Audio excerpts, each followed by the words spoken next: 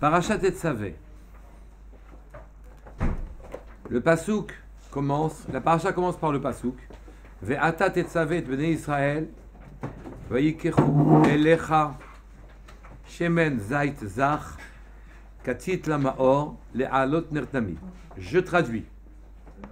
Et toi, Tetzavé ordonne au bnei Israël, vayikru elecha, vayikru elecha, et qu'ils prennent elecha, vers toi pour toi, shemen de l'huile, zait zach, de l'huile d'olive pure, concassée pour l'éclairage, les halolot ner tamid pour faire monter le nerf, la lumière, tamid, qui brûle de manière perpétuelle. Ici, que la Torah se soucie est un souci technique, que la Torah s'emploie à nous expliquer comment on allume une lampe, c'est très étonnant. Qu'il faille amener de l'huile, c'est pas une information pertinente. Pour quelle raison la Torah insiste particulièrement, oui, pour qu'on amène de l'huile à Moshe Rabbeinu pour qu'il allume la lampe? On aurait pu se passer ce pasouk, même si jamais ça n'avait pas été écrit dans la Torah, on aurait tout à fait compris qu'on a besoin d'huile pour allumer le candélabre, d'accord? Pour quelle raison la Torah insiste comme ça? C'est étonnant qu'elle le précise, c'est encore plus étonnant qu'elle l'écrive très clairement. Oui. Quels enseignements on peut tirer de ça? Alors que tout aurait pu être sous-entendu. On a expliqué la semaine dernière, dans Parashat Trouma, que la Ménorah avait posé deux problèmes à Moshe Rabbeinu. D'abord, il ne comprenait pas ce que signifiait la Ménorah. Et deuxièmement, oui, pour quelle raison, si Hachem lui a montré, puisqu'il ne comprenait pas comment faire la Ménorah, Hachem lui a montré, pour quelle raison ensuite il a fallu jeter le bloc d'or dans le feu et que la Ménorah monte d'elle-même. Si jamais elle devait être jetée dans le feu, c'était pas la peine de l'expliquer à Moshe Rabbeinu. Si on l'explique à Moshe Rabbeinu, il aurait pu la confectionner lui-même. Pour quelle raison on est passé par tout ça? Et ceci était venu nous enseigner que toute chose ne réussit que par l'intervention du ciel. Ce ne sont pas mes efforts qui font aboutir les choses. C'est qu'Akadosh Baruch Hu nous fait aboutir quelque chose. Il n'y a pas une réussite qui échappe à son intervention. Il faut l'intervention d'Hachem pour réussir. Même si je suis Moshe Rabbeinu, même si je sais comment faire la Ménorah, oui, il faut que Akadosh Baruch Hu lui-même intervienne. C'est ce qu'il a voulu nous signifier en nous disant, maintenant que tu as compris de quoi il s'agit, finalement jette-la dans le feu, parce qu'elle va se faire d'elle-même. Tout dans la vie, pour nous tous, se fait de soi-même. Entendez, se fait par intervention divine. Mais à ce moment-là, on avait dit, mais pour quelle raison fallait-il la montrer à Moshe? Et l'on comprend qu'en vérité, Akadosh Baruch Hu a choisi d'inscrire sur terre un processus dans lequel il fait tout aboutir, à la condition qu'on ait nourri, nous, une intention sincère, déterminée, profonde, de vouloir que ces choses-là arrivent. Donc, il y a 3 niveaux, nous avons dit. Un homme doit se constituer et être vecteur de l'influence divine. Il doit être pur, propre dans ses actes. Oui? Et donc, une fois qu'il s'est rendu apte à ce que l'influence divine passe par lui, alors à ce moment-là, il nourrit des intentions, des ambitions, des aspirations, et c'est tout ce qu'on lui demande, qu'il aille au bout de ses possibilités en ayant une intention profonde, qu'il commence à agir, et quand il va commencer à agir, Hachem va finir. Vous savez qu'il suffit du plus petit grain de sable pour faire dérailler tout ce que vous voulez. Oui, tout ce que vous voyez aboutir est en vérité dépendant de n'importe quel ikouv, n'importe quel problème, oui, et dépendant, excusez-moi, de n'importe quel problème, et que c'est n'importe quoi pour empêcher les choses d'arriver. Donc les choses, si elles arrivent, c'est Hachem qui l'a voulu. Et il nous demande, notre participation se résume à 2 choses. Premièrement, que l'on se constitue comme un canal susceptible d'accueillir une influence, un relais divin. Et deuxièmement, qu'on nourrisse des intentions profondes et sincères. Oui. Si vous me demandez à quoi ça sert tout ce que je viens de vous dire maintenant pratiquement, je vais vous répondre que ça nous sert énormément. Je comprends maintenant qu'en vérité, je dois armer mon intention. Il est hors de question d'avoir une intention peu déterminée, peu sincère. Il est hors de question, parce que sinon, ça ne va pas aboutir. Akadosh Baruch Hu ne va pas donner le résultat. Ou bien va le donner, le résultat, en rapport avec la qualité même de mon intention. Oui, si elle est molle, si elle est faible, Akadosh Baruch Hu va me donner, ça va finir par du n'importe quoi. Donc, dans la vie, de manière générale, vous connaissez vos possibilités. Être un canal, nourrir une intention. Et Akadosh Baruch Hu, une fois que vous êtes allé au-delà, vous êtes allé jusqu'au bout de vos possibilités, au-delà, c'est Hachem qui se charge de lui-même. D'accord? On comprend, effectivement, la Ménorah a été faite toute seule, après que Akadosh Baruch Hu la lui ait montrée, de manière à ce qu'il puisse avoir l'intention de la fabriquer. Maintenant, la paracha Tetzavé, qui parle encore de la Ménorah, et qui demande qu'on amène de l'huile à Moshe Rabbeinu, qu'est-ce qu'elle veut? Elle nous ajoute à ce que je viens de dire quelque chose d'étonnant. C'est que quand je ne suis pas capable par moi-même d'être un canal divin, et que cette magnifique chaîne, canal, intention, aboutissement, je n'arrive pas même à l'inaugurer, à la commencer. Pourquoi? Parce que j'ai une attention défaillante, je ne suis pas capable de me fixer sur quelque chose, je suis trop pris par la matière, je suis trop préoccupé de ma vie ici sur Terre, je ne suis pas capable de dédier ne serait-ce que quelques instants sans que je pense à moi.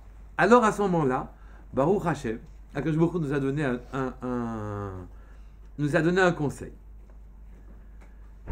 Si vous n'êtes pas capable d'être canal pour Hashem, adressez-vous à un tzaddik, à une personne qui l'est. C'est la raison pour laquelle, dans Be'ata Tetzavé, Hashem a dit à Moshe de dire au Bnei Israël qu'il lui amène eux de l'huile, les halot ner tamid, pour faire monter le ner tamid. Il faut voir en quoi le ner tamid concernerait les Bnei Israël. Oui, puisque le ner tamid, en vérité, c'était Moshe que ça concernait. Mais ici, reprenons. Il leur demande d'amener de l'huile. Ça veut dire qu'en vérité, les Bnei Israël, quand ils ne sont pas capables, ils n'ont pas le potentiel, la possibilité de faire passer Hachem par eux-mêmes, ils s'adressent à une personne qui est capable de le faire. Après le veau d'or, souvenez-vous, les Bnei Israël étaient descendus de niveau. Avant le veau, avant le Egal Hazahav, ils avaient l'aptitude, ils avaient deux couronnes. Le couronne du Naasé, le couronne du Nishma. Ils avaient fait Messirut Nefesh, ils s'étaient donnés à Dieu pour accomplir la Torah. Alors à ce moment-là, quand Akadosh Baruch Hu leur a donné deux couronnes. Après le veau d'or, ils ont perdu les deux couronnes. Chez qui sont allés les deux couronnes? Moshe Rabbeinu. Tranquillisez-vous. Il nous les rend. Il nous les rend très régulièrement. Quand est-ce qu'il nous les rend? Il nous les rend le Shabbat. Pourquoi il nous les rend Shabbat? Parce que quand on fête Shabbat, quand on donne au Shabbat sa dimension, quand on fait nos plaisirs, de nos délices, oui, on fait de Shabbat un délice pour nous, alors à ce moment-là, on se situe dans un autre niveau que le monde matériel. Et puisqu'on se situe dans un autre niveau que le monde matériel, alors de droit, les deux couronnes que Moshe Rabbeinu nous avait en quelque sorte confisquées, nous reviennent et nous les rendent tous les Shabbatot. De là, je vois un procédé. Si je ne suis pas capable d'inaugurer le processus dans lequel je serai moi un vecteur pour Hachem, que moi je nourrirai une intention pour aboutir à un résultat, je demande au tzaddik de faire les choses pour moi. Sachez qu'il ne confisquera pas les mérites que vous acquérirez ainsi. Il les garde pour vous. Et comme Moshe Rabbeinu nous rend tous les Shabbatot nous rendent nos deux couronnes, il vous rendra aussi les mérites en question. Donc les Bnei Israël ont apporté, grâce à de l'huile à Moshe Rabbeinu, pour qu'il s'occupe en quelque sorte de leur ner tamid, d'accord? Pour faire monter leur ner tamid, le ner tamid, la Ménorah. Par ner tamid, le passouk entend la lumière perpétuelle que nous avons en nous, notre neshama. Oui, je ne sais pas faire monter ma propre lumière. Je me regarde comme un être opaque. Je me demande si je vaux quelque chose. aujourd'hui, Bézat Hachem, je vais vous faire passer un sentiment que vous n'avez jamais réellement eu dans l'existence. Oui? J'espère en tout cas. Le Ner Tamid, c'est notre Neshama, notre Amanou. Ner Tamid, Ner, forme les lettres Nun et Resh. Nun, c'est Neshama. Resh, c'est Ruach. Le Ner, la Neshama et le Ruach chez nous, on veut les faire monter. Pour les faire monter, on ne sait pas les faire monter. On est vissé au sol. On ne sait pas prendre conscience et tirer parti de notre propre dimension personnelle. Alors, on offre à Moshe Rabbeinu de l'huile, et lui, il fera monter notre Ner Tamid à nous. Mais qu'est-ce que ça veut dire l'huile? Oui, qu'est-ce que ça veut dire l'huile? Qu'est-ce que le passouk veut souligner quand il veut signifier quand il dit qu'on doit amener de l'huile à Moshe Rabbeinu pour qu'il fasse monter le Ner Tamid qui est en nous en quelque sorte? Qu'est-ce que ça veut dire l'huile? Rabbi Yaakov Abu Chsera, le grand-père de Baba Saleh, ou l'arrière-grand-père de Baba Saleh, je ne sais pas. Oui, il écrit dans son livre Pituchei Chotam, je l'ai lu vraiment il n'y a pas longtemps. Il fait remarquer que le mot shemen, huile, est de même numération que ha-shechina. Oui, l'huile, shemen, c'est ha-shechina. Ça fait 390. D'accord? Vous allez me dire, mais attendez, bon, c'est bien, mais. Et alors? Ha-shechina, ça veut dire la présence divine. Shemen, c'est de l'huile. Quel rapport y a-t-il entre les deux? Et en quoi cela est-il propice à faire monter notre Neshama vers le haut, à nous propulser vers les hauteurs? Quel rapport y a-t-il entre la matière, l'huile et la présence divine? Et cette question aura un rapport très étroit avec Purim, qu'on verra tout à l'heure. D'accord? Comment? Parce qu'il y a de la lumière. Mais non, mais il y a la lumière, tout simplement. C'est la menorah qui a été rallumée à Hanouka. D'accord? Ici, à Tatetsavé, c'est la paracha. Ça aura un rapport avec Purim, où apparemment, dans Purim, on ne parle pas d'allumer. Hein? La lumière serait le moyen, oui, qui nous permettrait d'élever nos âmes, de faire que nos âmes s'élèvent, par l'entremise de Moshe Rabbeinu. D'accord. Même numération, 390, huile et présence divine.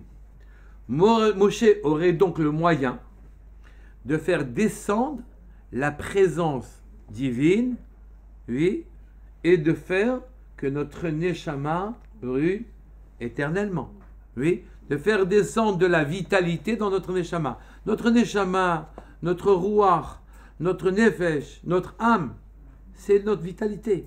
Prenez un homme, il est fait de tendons, il est fait d'os, il est fait de sang, il est fait de chair, il est fait de muscles, ou de matière blanche, tout ce que vous voulez. Oui, mais il n'y a pas de différence entre un homme vivant et un cadavre, si ce n'est qu'il peut se mouvoir, qu'il peut parler, qu'il peut penser. D'accord? Et donc cette activité qui est totalement invisible, qui donne la possibilité de se mouvoir, qui donne la possibilité de parler ou de se penser, c'est l'invisible, hein, là. Cette activité fait la différence entre un vivant et quelqu'un qui n'est plus parmi nous. Donc notre Neshama, cette énergie-là, que je dis, on va revenir sur ce problème-là, sur cette histoire-là, oui, cette énergie-là va être animée, réanimée par la présence divine, par l'intermédiaire de l'huile, shemen, que l'on va donner à Moshe Rabbeinu pour réanimer en quelque sorte notre nerf. Oui. Est-ce qu'il suffirait sur terre d'apporter un peu d'huile à Moshe Rabbeinu, oui, pour que on en ait une élévation? Est-ce que l'huile aurait une propriété particulière dans sa nature? Est-ce que dans la matière elle-même, il y aurait une neshama que l'on capterait, oui, plus facilement dans l'huile que dans les autres matières? Point d'interrogation, qu'est-ce qu'on fait? Et il suffirait pour ça d'obéir aux injonctions d'Hachem. Hachem nous dit, tu donnes l'huile à Moshe et je m'élève. Comment ça marche? D'accord? Reprenons le passouk. Il dit, et toi, ordonne aux d'Israël qu'ils prennent pour toi de l'huile d'olive pure, concassée pour l'éclairage. Huile d'olive, zait, zach, katit. Zait, olive, zach, pure, Katit concassé. Vous savez qu'on tape sur les olives, et les olives, c'est quasiment un caillou quand c'est dans l'arbre. C'est dur comme un caillou. Et on tape, les premières gouttes sont de l'huile dans laquelle il n'y a pas de matière, il n'y a que l'huile qui sort. Et cette huile pure donne une lumière très fluide, très, très, très belle. D'accord? De l'huile pour l'éclairage. Donc je reprends. Zait, dit Rabbi Yaakov Aversera, ça fait une numération de 417. 417, ça veut dire, c'est la même gmatria, dit-il, que Bemaasé.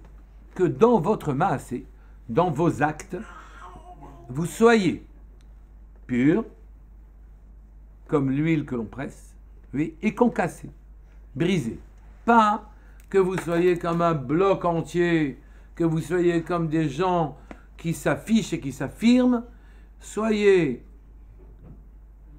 purs dans vos démarches et concassés, brisés. Vous n'êtes pas obligé de manifester que vous êtes brisé, parce que ça, c'est souvent plus de l'orgueil qu'autre chose. En disant, moi, en ce qui me concerne, oui, moi, je suis brisé, oui, mais complètement. Ces gens qui font comme ça ne sont pas brisés du tout, comprenez du tout.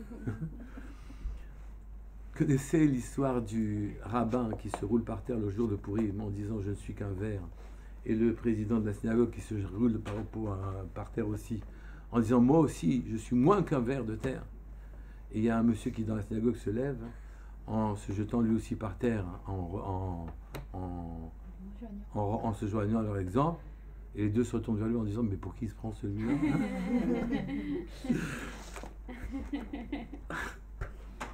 Et donc, Zait 417, oui, huile, c'est la même numération que dans vos actes, Bemaasé. Pur et concassé, ça fait allusion à votre attitude, d'accord?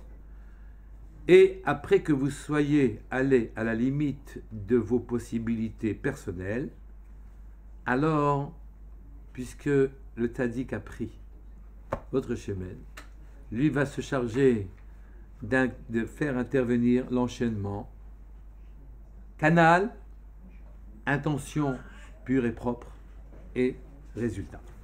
Et la bracha, il va vous la garder et vous la donner comme Moshe Rabbeinu nous rend nos couronnes tous les Shabbatot. Mais je voudrais qu'on affine encore le rapport qu'il y a entre l'huile, shemen, et shrina. L'huile et shrina. Quel rapport y a-t-il? Pourquoi l'huile et la shrina? On doit passer par une petite parenthèse. Dans la parashat précédente, parashat Trouma, on a appris que le lechem apanim, les pains d'assignation, se situaient à droite quand on rentrait dans le Mishkan. Oui. À droite, quand on rentre dans le Mishkan, c'est le nord. Au sud, il y a la Menorah. Or, les Chachamim nous apprennent que le nord, c'est l'endroit de la rigueur, l'endroit de la puissance, l'endroit de l'énergie, l'endroit de la règle. Oui. Et j'ai mis le pain au nord, la parnassa est au nord, nous on l'aurait mise plutôt au sud, avec chesed. La parnassa pour nous, c'est quasiment synonyme de chesed. Oui. Pour quelle raison le pain qui apporte la parnassa au clan d'Israël est au nord, alors qu'il aurait dû être au sud? Pourquoi il est au nord? D'accord? Et Rabbi Moshe Cordovero nous dit que c'est pas la seule chose qui est au nord, du côté de Gvoura. Les affections, les sentiments sont aussi au nord. Et ça, c'est étonnant. Que nos tfilotes soient exaucés, c'est aussi au nord. C'est dans Gvoura, dans puissance, rigueur, que tout ça a été exaucé. Et la question qui se pose, mais pour quelle raison la parnassa, les sentiments, le fait que notre tfilote soit exercé, c'est situé dans Gvoura au nord, au lieu d'être situé au sud? Toutes ces belles choses auraient dû être avec chesed. La réponse est, écoutez bien cette réponse. Vous pensiez jusqu'à présent que l'énergie était synonyme de vie. L'énergie n'est pas synonyme de vie. Le feu, c'est pas la vie. Le feu atteste qu'il y a de la vie. La vie, c'est le ratson. La volonté divine de chesed. La volonté divine que l'on comprenne, la chorma. La volonté divine que l'on vainque, netzach, que l'on gagne, que l'on réussisse, que l'on aboutisse. Oui, ce sont des vœux pieux. Oui, que je vous veux que ça marche comme ça. Mais ceci ne se manifeste à nos yeux que quand, dans la rigueur de la matière, je vois la conséquence de ces souhaits s'incarner. Je réponds. J'ai beau vouloir, on va prendre pour nous très simplement. J'ai beau vouloir faire un bienfait à quelqu'un. Si je ne le lui fais pas, oui, le chesed sera lettre morte. Vous comprenez? Il faut que quand je veux offrir un pain à quelqu'un, eh bien, je vais acheter de la farine. Donc, je descends mes escaliers, je vais chez l'épicier, je lui donne mon argent, je discute avec lui, je remonte, je tamise la farine, je la fais cuire. La farine, elle va beaucoup souffrir, là. Elle est tamisée, elle est écrasée, elle va être passée au four, oui, elle va être pétrie. Donc, ici, il y a autant de rigueur que j'impose à mon pain et que je m'impose à moi-même.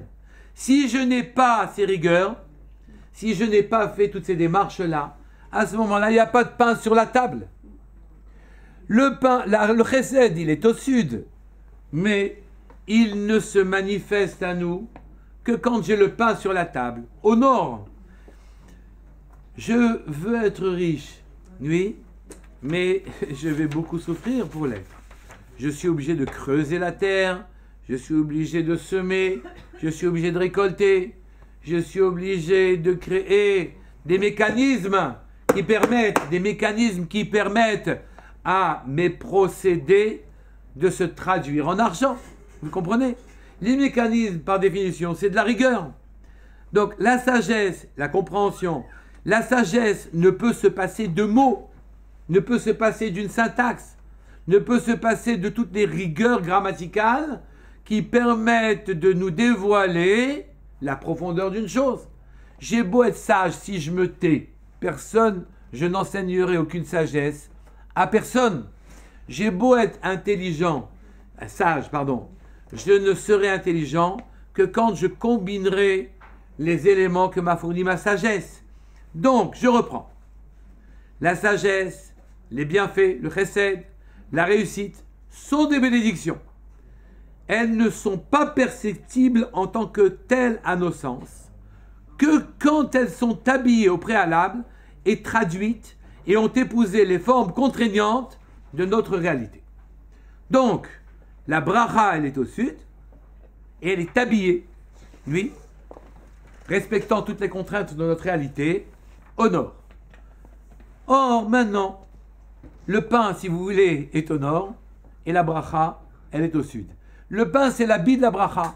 C'est la cristallisation de la bracha. C'est la manifestation de la bracha. Le pain a respecté toutes les contraintes, oui, pour que la bracha arrive dans notre monde. Il en est de même pour la sagesse. La sagesse ne peut pas se passer d'intelligence ou de mots. Le chesed ne peut pas se passer de la rigueur des choses matérielles. Et comme la victoire, qu'est-ce que c'est qu'une victoire si jamais il n'y a pas qui l'accompagne, la gloire, les hauts faits. Et tout ça implique beaucoup d'efforts. D'accord?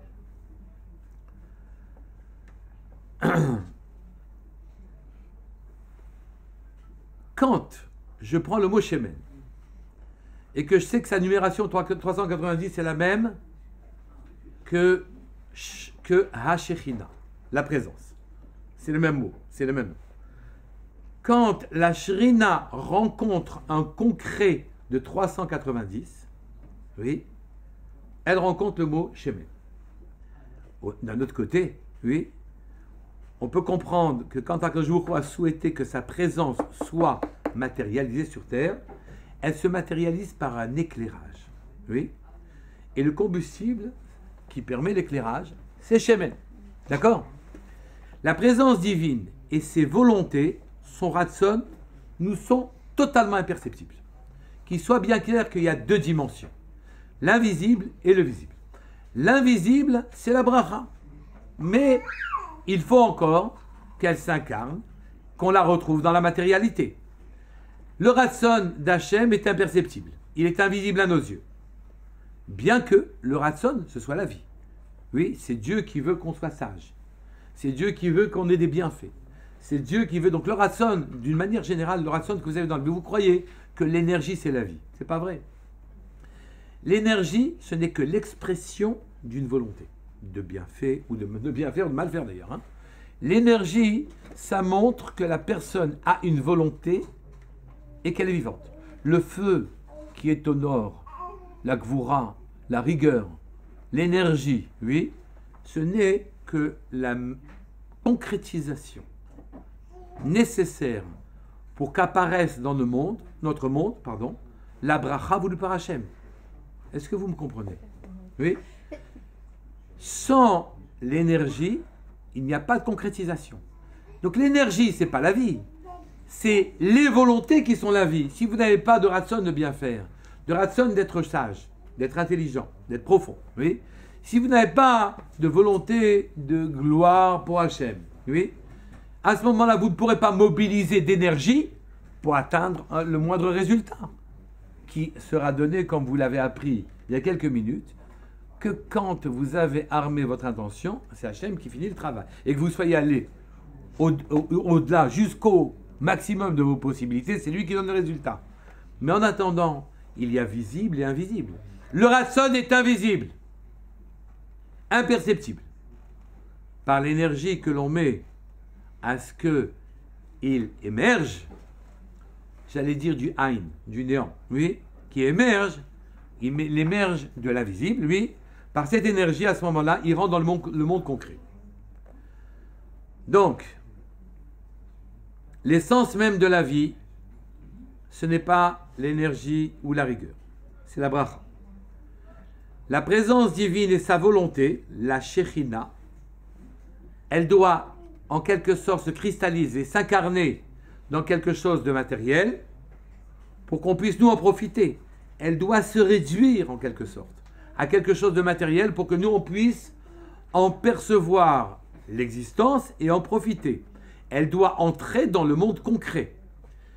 Oui, et c'est ça, accéder à ce que Hachem voulait. La volonté d'Hachem, c'est que le pain nous apporte la satiété, c'est que l'eau nous étanche notre soif, et c'est que l'huile apporte la possibilité d'éclairer le monde, d'accord? Et à nous de retrouver à partir du concret de l'huile, de remonter à sa racine, la shrina, et dans cette recherche-là, on trouve toute la raison de notre existence. Avez-vous des questions?